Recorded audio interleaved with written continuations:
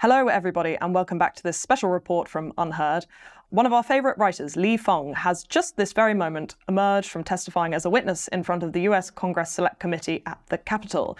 These hearings often go past without anyone really noticing. I have a newfound respect for court reporters after watching 2.5 hours of it this afternoon, but this time we think it's a debate worth paying attention to. Today's hearing was on the subject of censorship, and we've got some clips from the hearing to go through with Lee, who's found himself in an office just outside the main chamber of the Capitol. He joins me live to talk through it. Welcome back, Lee. Thanks for having me. We'll start by just showing a quick clip of Republican Chairman Jim Jordan, who is laying out the charges on his side of the argument. First, it was Twitter.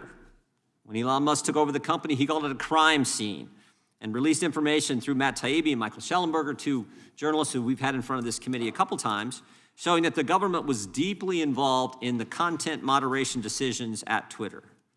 Then it was Facebook, where folks from the White House, Andy Slavitt, Rob Flaherty, were telling the company to take down posts that they disagreed with.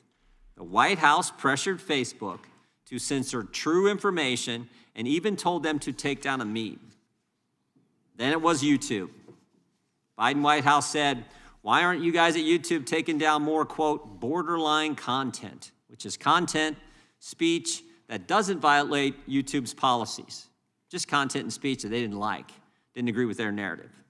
Both Facebook and YouTube caved to the White House pressure because they knew they had to keep good relationships with the White House for important policy decisions. We call that coercion.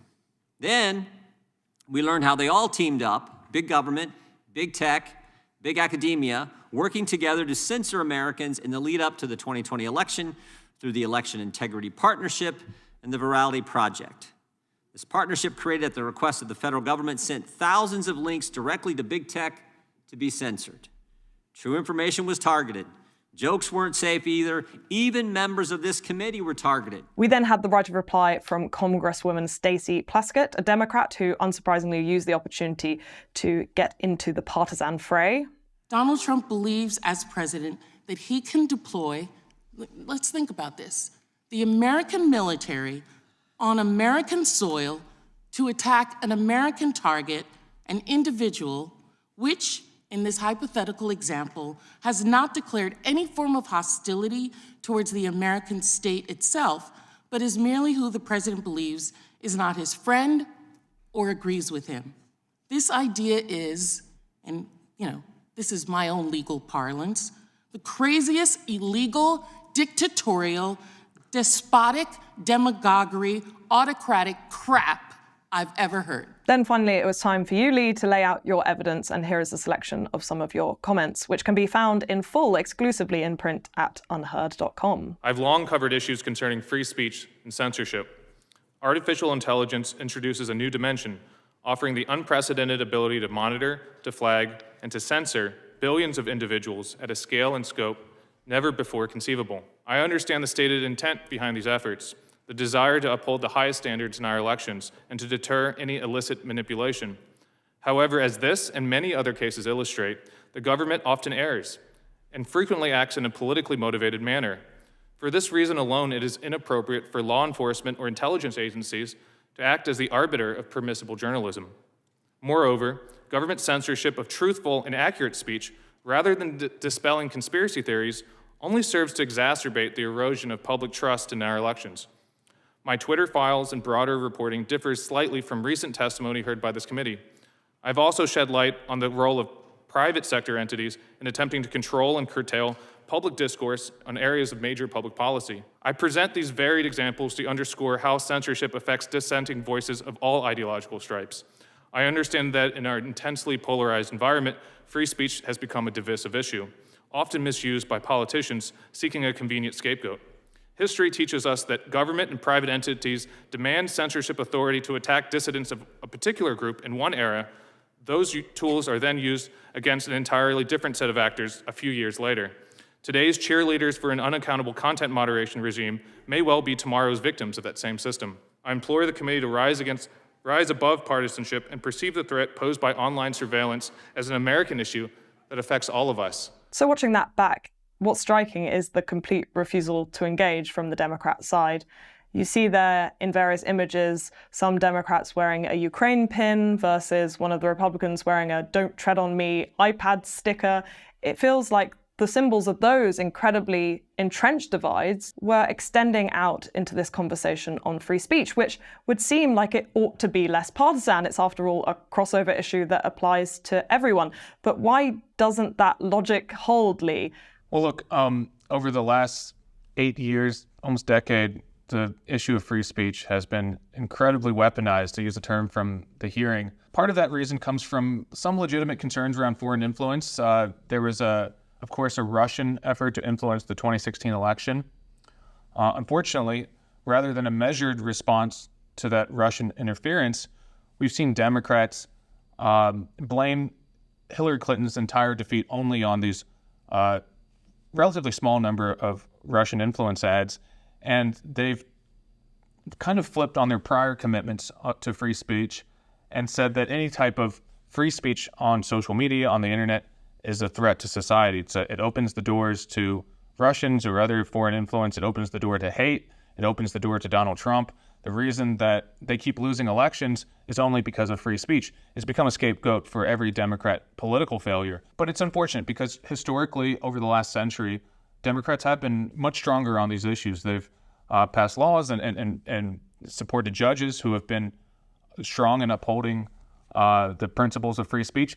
But in the election of Trump, and then with the pandemic and some of these other crises, they've flipped, and now they are supportive of even law enforcement and intelligence agencies intervening in social media and telling the American public what is true or not, censoring and silencing even true speech on social media. The witnesses, yourself and Greg Lukianov particularly, were going through pains to emphasize how censorship could be used against the left eventually if it were to take hold in America. It seems like there's nothing we can actually do to get our own side of the political fence concerned about the idea of collusion between some of the most powerful people in Silicon Valley and in the country. The censorship mob will come for them too, right? Right now it's focused on, the Fifth Circuit said this, the court says it's focused primarily on conservatives, primarily on people on the political right, but it will come for the left too. Oh yeah, it already does. It already does. I defend and people on the left has. on campus all the time, and it's very strange to try to get people to be concerned when even people they agree with are losing their jobs. Do you think that your pleas there for some sort of non-partisan agreement over this issue were heard? No, not at all. There was incredible cognitive dissonance from some of the Democrats on the committee. They were saying, well, look, we don't want to talk about free speech. We want to talk about the threat posed by Donald Trump. We are scared of Donald Trump abusing his powers in office. And on some level, I agree with that. There are concerns around how Donald Trump might use the federal government if he wins election this year. But it doesn't make sense in terms of how they support this expansive apparatus in the Department of Homeland Security, the FBI, this new agency, CISA, policing social media. If they oppose a new authoritarian president, why are they handing him a apparatus to completely control social media? We've seen just in the last couple of years the creeping bureaucratic power that these agencies have to shape social media. If there's truly a concern with authoritarianism, why aren't they voicing any attempt to disentangle this government influence over social media? Congressman Thomas Massie was speaking a lot about the Orwellian structures that you've just mentioned there. He also made a distinction between proactive and reactive censorship. Could you just elucidate a little bit what he means by that? Because we didn't quite get into it in the hearing. Yeah, I would have liked to talk about a little bit more. And, the official title of the hearing was Social Media Censorship and Artificial Intelligence. There's kind of a passive censorship when machines take over, when AI is programmed to look for certain narratives, certain terms, and to automatically flag and censor certain forms of internet speech. That's constant. And there's also, of course, the more direct, seizing big political accounts or media outlets and humans directly targeting them based on some allegation of hate speech or misinformation or, a malinformation, negative narrative. There's a lot of euphemisms for the social media censorship bureaucracy, but the effect is very similar. An almost biblical distinction started to come up during the hearing of the dark forces, either with the face of Donald Trump or the faceless AI systems on either side of the divide. Do you think it's that simple? You mentioned at one point that actually, in fact, it might not be a kind of Kafkaesque bureaucrat with a Machiavellian urge to power, but in fact, what you reference as a brand ambassador or someone working in a kind of mid-level marketing job who's actually ending up swaying the views of potentially millions of Americans. Could you also speak a bit more about that? That's right. Whenever these censorship regimes are created, there is a similarity. There's a boogeyman, misinformation, terrorism, crime, what have you. The censor says that, you give away a little bit of your freedom and will protect you from the boogeyman. But in terms of the actual way that it's carried out, sometimes there's a politically motivated censor who wants to penalize their political opponents.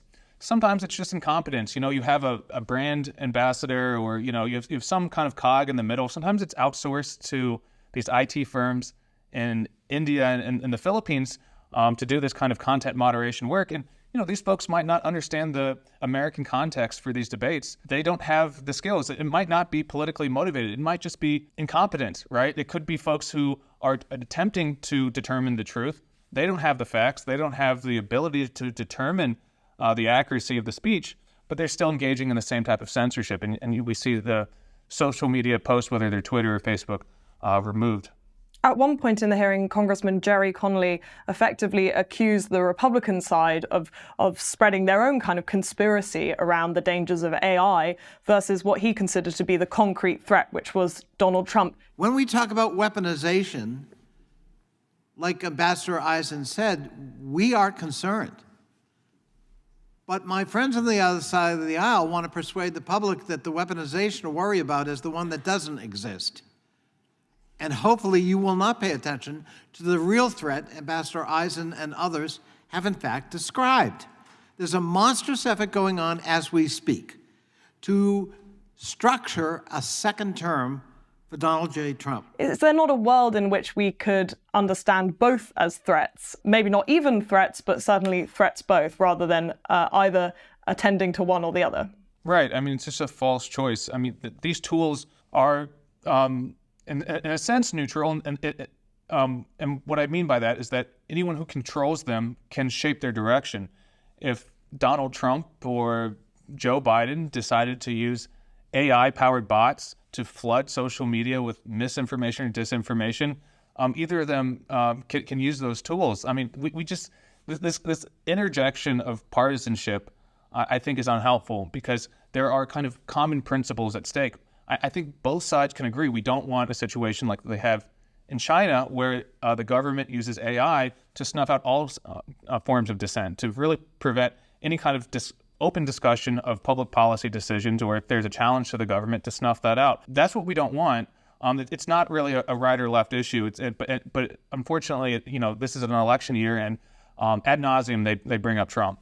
We had another kind of who's who of the last few years when Congressman Matt Gaetz appeared to talk about the MIT proposal. MIT said that if you're rural, if you're part of a military family, if you view the Bible and the Constitution as sacred, then you're going to be, and you know why they said you're uniquely susceptible to misinformation? Because if you think the Bible and the Constitution are sacred, you might not rely on the expert class, right? You might not rely on all the folks in DC and at all the think tanks, and that's really what people have to rely on. And so when we're taking government money to go and try to harm people who have a particular religious view or a particular view on the Constitution, I would think that in that type of a circumstance, we aren't crying wolf when there's none at the door. Could you talk us more through that? Well, the context here is that, for a lot of these social scientists working in censorship, they're engaging in their own form of hate speech. And what I mean by that is that they're often using very crude tools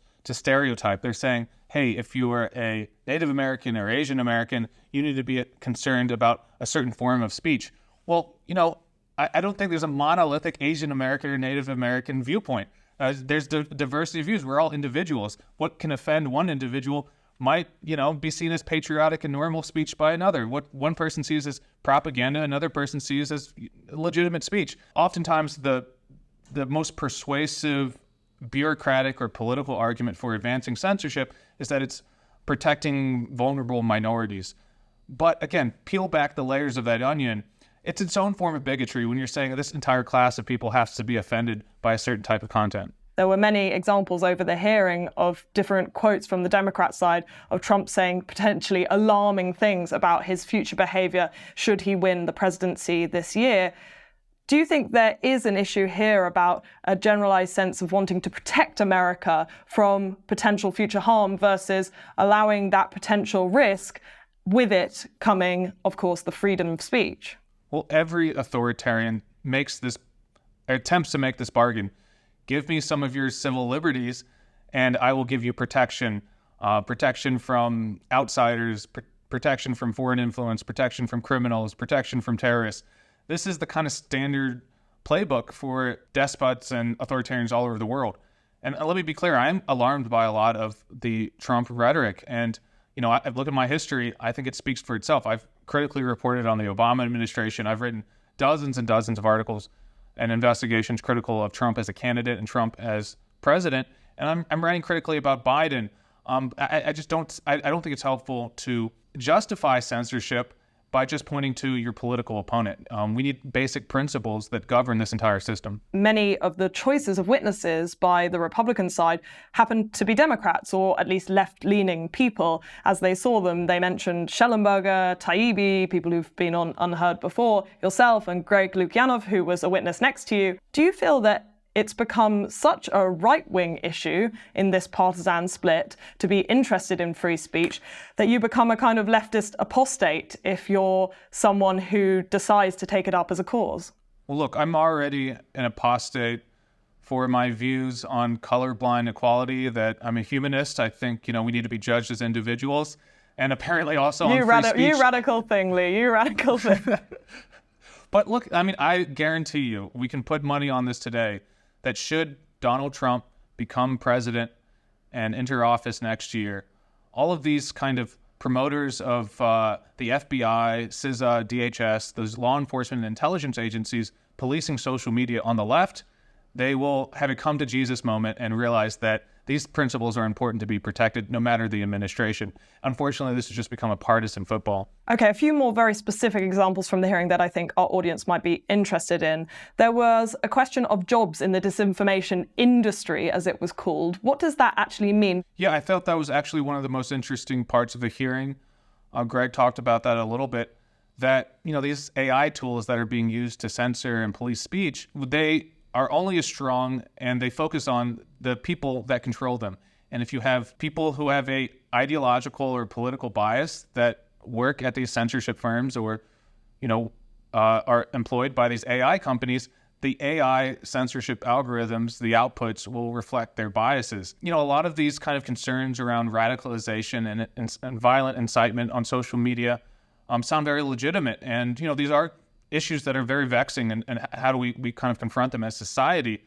The problem is that every organization that claims to be nonpartisan, and I say almost every organization that claims to be nonpartisan on this issue, you look at their record the last few years, they're very partisan. They're targeting one party's speech and not the other for the almost the exact same content. You look at my reporting on my Substack, I've documented many examples of this. A lot of the organizations that claim that they are upholding science, well, they're censoring other scientific studies they simply don't agree with, or that they are, upholding the facts. Well, a lot of the examples of censorship that we've highlighted, they got the facts wrong. They're censoring true and accurate speech. So who actually works at these groups, these sometimes very unaccountable for-profit and non-profit censorship or anti-misinformation firms, is very important, but they receive very little scrutiny. Okay, so one of those specific ones that we were talking about in the hearing was Newsguard. I'll just play a quick clip of you explaining exactly what Newsguard is and what it's been doing over the last few years. Well, Newsguard is one of the many kind of firms in this cottage industry of anti-misinformation. They provide tools to rank websites on their kind of truthiness, and they have their own sliding scale. The problem here is that they've been caught over and over again getting the facts wrong. They claim that any website or news outlet that reported on the COVID lab leak as the origin of COVID-19 was spreading a conspiracy theory. They've also gone after left-leaning websites that are simply reporting on the Ukraine-Russia war in a critical way, saying that Ukraine is a client state of the US. Perhaps you disagree with this point of view, but this isn't a conspiracy theory. This is a legitimate area of public debate. Now, Newsguard in particular is another company that, as you mentioned, receives military contracts. If they're working for the military and shaping public opinion and journalism around issues of foreign policy, for me, that raises inherent conflicts of interest. I just wanted to ask, is the Department of Defense still using Newsguard? What exactly is the effect of having a group like that making moral judgments around information for a Department of Defense? I definitely remember the days not that long ago during the lead up to the Iraq War. There was a lot of concern about the government shaping mainstream media, big newspapers around the allegations that led to that war and weapons of mass destruction. There was a big debate that the legacy newspapers were too close to the administration because they would get coffee with them. They were friends, they would kind of parrot their press releases and talking points on the Iraq war. But now we have something potentially even worse. We have government contractors, we have military contractors, censorship firms that receive funding or contracts from the military that are shaping the news we read on other foreign conflicts, on Israel-Palestine, on Ukraine-Russia. And these companies that have this inherent conflict of interest, that they're taking military money and telling Americans what to believe on really kind of difficult foreign policy issues where there is no clear truth, right? There's areas of intense, thoughtful debate. We've seen the government lie, too, on the war in Ukraine. They've made claims that have not turned out to be truthful. Yet, these groups are, like Newsguard, have censored left-wing sites like Censorship News, who have critically reported on the U.S.-Ukraine relationship, on some of the narratives around this conflict. I don't understand why it's not a bigger scandal. If you look back at the scandals, again, in the Bush administration around the cozy relationship between the press and the military, that was huge. That's something we talked about for months here in the U.S., but for whatever reason, maybe because of the partisan issues we talked about earlier, because this is a free speech issue or a misinformation issue, it's now only brought up generally by Republicans. Towards the end of the hearing, Congressman Dan Goldman said it was the most useless and worthless subcommittee that Congress had ever created. Will it have any effect? I have no idea. I'm just here to present my reporting, to discuss what I've investigated in the past. I'm happy to talk to Democrats or Republicans about this. I don't think it should be a partisan issue. If the Democrats are really concerned about censorship and this powerful apparatus for controlling the media, if Trump wins re-election, I think these issues are going to be salient for a long time.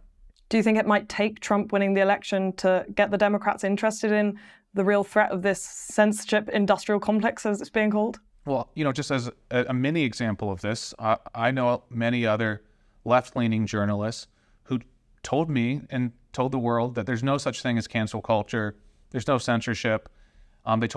They said this for years and years. And after October 7th and the Israel-Hamas war has unfolded, and we've seen a number of leftists, of left-leaning activists and journalists being canceled, being censored, losing their jobs for expressing pro-Palestinian speech, now they've come a full 180. And the same journalists and pundits are talking nonstop about censorship, at least for those folks who are focused on the Palestine human rights issue. That's an example of folks coming immediately 180, and I think there's going to be a broader version of that should Trump return to office.